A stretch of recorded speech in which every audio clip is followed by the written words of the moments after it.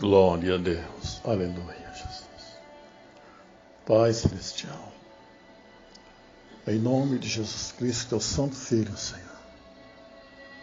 Fala conosco, Deus, através da tua santa palavra, da tua escritura, e nos ensina a tua grande verdade, através do Espírito Santo. Te peço em nome de Jesus. Amém. Povo de Deus, a paz do Senhor Jesus. Efésios capítulo 4, versículo de número 31 e 32. Toda a amargura, ira, cólera, gritaria, blasfêmias e toda a malícia seja tirada de entre vós. Antes sede uns para com os outros, benignos, misericordiosos, perdoando-vos uns aos outros, como também Deus os perdoou em Cristo. Aleluia. Paulo começa classificando tudo que sai do coração do homem, que estamos sujeitos a ter dentro de nós. Ele começa falando da amargura. E a segunda palavra é ira. Todo ser humano, num período da vida, ele pode sofrer esse tipo de amargura. Porque nós somos humanos. Por isso diz, ser humano, sujeito às emoções, como Elias era sujeito às mesmas emoções que nós. Abraão teve seus momentos de amargura. Todo ser humano passa por esse momento. Jesus teve seus momentos de tristeza. Quando ele estava no Getsemane, ele diz, a minha alma está entristecida. Todos os seres humanos passam por isso. Mas Paulo está ensinando que a amargura, ela não ajuda o crescimento espiritual, antes ela atrapalha. A amargura traz ressentimento, problemas psicológicos, problemas emocionais e chega a levar até à loucura. Então isso ele está dizendo, olha, toda a amargura, ira e cólera, e gritaria, e blasfêmias, e toda a malícia seja tirada de entre vós. E a razão disso é porque Paulo percebeu que o nosso Deus não se agrada, não se alegra, porque não é projeto divino, não foi projeto de Deus que o homem passasse por esse processo. Mas isso foi a queda que trouxe toda essa amargura. O princípio está na raiz, porque você veja que a primeira coisa que Adão teve depois que ele transgrediu foi medo. Deus não criou o homem nem a mulher com medo. O medo é uma consequência da queda. E a razão disso é porque ele se sentiu inseguro. Ele se sentiu afastado de Deus, alienado de Deus. E ao sentir que a glória de Deus foi perdida, ele se escondeu atrás de uma árvore. Então Paulo começa a dar esses conselhos. Vamos ver uma escritura. Em Tito 3:2 fala assim, que a ninguém infamem nem sejam contenciosos, mas modestos, mostrando toda a mansidão para com todos os homens. Por que Paulo fala isso? Porque a santidade cristã é oposta aos costumes dos gentios. Porque agora nós passamos de criatura para filhos. E o Espírito de Deus começa a trabalhar dentro de nós. Então isso aí é uma nova natureza. Porque o velho homem foi crucificado na cruz de Cristo. O eu foi morto naquela cruz. E pelo batismo, que é um símbolo, nós sepultamos o velho homem e ressuscitamos uma nova criatura, ou uma nova criação de Deus. Passamos a ser filho. Então a natureza do filho tem que ser igual à natureza do pai. É por isso que Paulo está dando esses conselhos. Quando ele começa falando toda amargura, ira, cólera e gritaria. Tem pessoas que só falam gritando.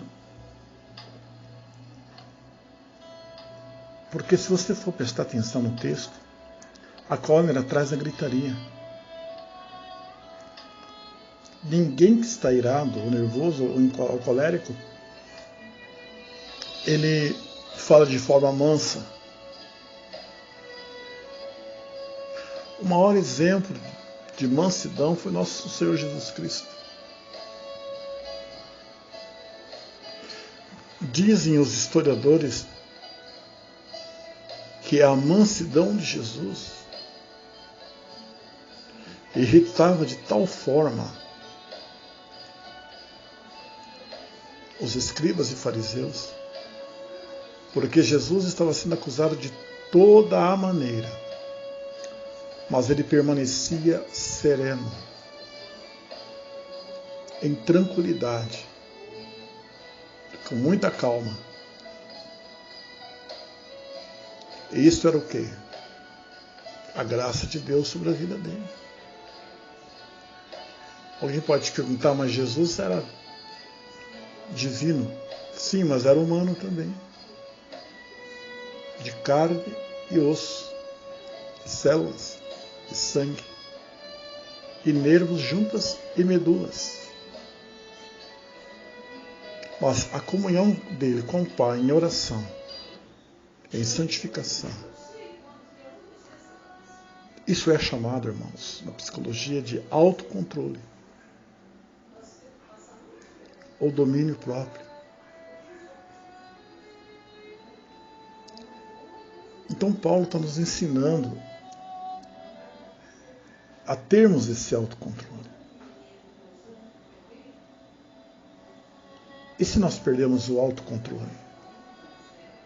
Não está escrito irai-vos, mas não pequeis, não se põe o sol sobre a vossa ira. Por que está escrito esse versículo? Porque o homem, todo ser humano, isso é uma fraqueza da carne. O Espírito Santo não traz ira, o Espírito Santo não traz gritaria, o Espírito Santo não traz malícia. Antes, ele guerreia contra as obras da carne. Lembra que Paulo dizia, miserável homem que eu sou? Quem me livrará do corpo dessa carne? O bem que eu quero eu não faço, o mal que eu não quero eu faço.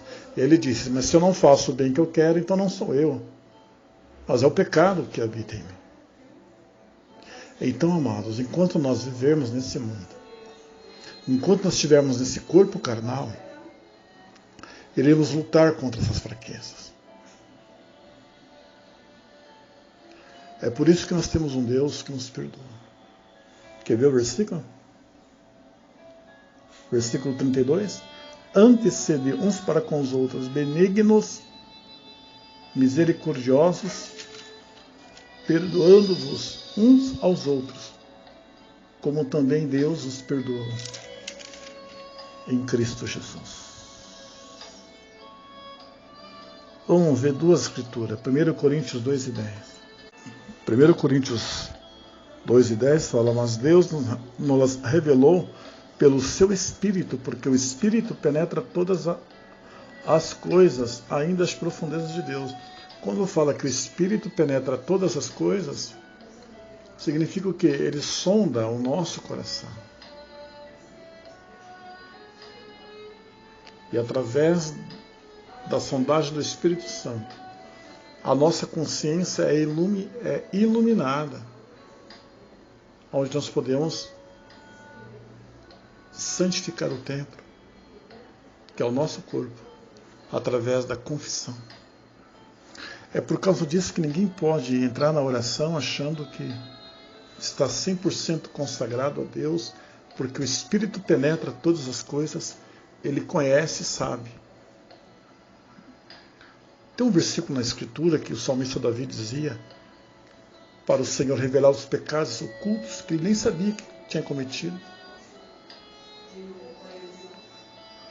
É por isso que essa glória de Deus, a graça de Deus, ela é tão maravilhosa, porque ela é dada ao homem que é falho, ao templo que é falho, que é o nosso corpo, que é um templo de barro, para que a excelência seja de Deus e não do homem. Somente por esta razão.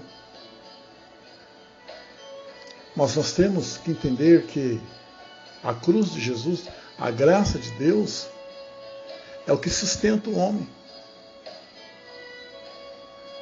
Não é a capacidade intelectual, não é a sabedoria humana.